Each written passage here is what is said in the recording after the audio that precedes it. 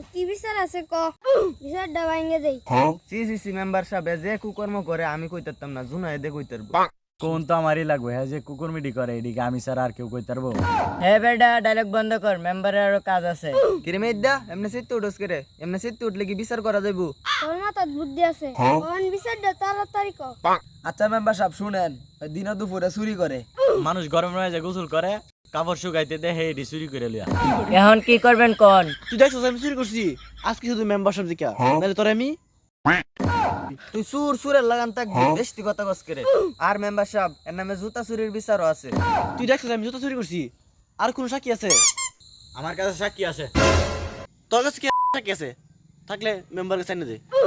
Member সাহেব আপনি তো দেখাও ধরে তারা আমার হুদে হুদে ফাঁসাইতেছে। চুপ থাক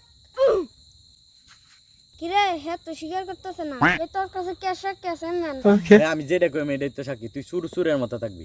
কি তুই আমার এত বড় কথা বলতে পারলি? তুই জানো সাহেব তোরা কি করতে পারি? মেম্বার সাহেব আমি কইলে মরে মারলাম। তুই চুরি করছিস আবার বেশি কথা কস, একটা তারফা দিয়ে কান্ডা ফাড়াইলা।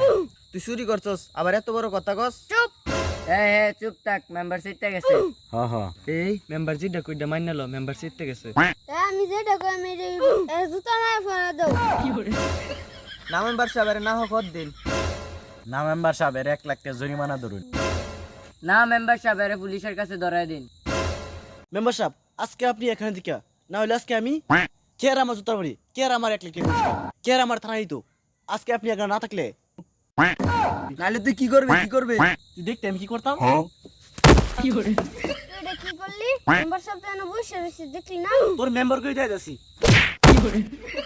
ওই মেম্বার সাহেবটা পালাইছে, দৌড় দে। তুই এনে বসেছিস তুই ওখানে একটা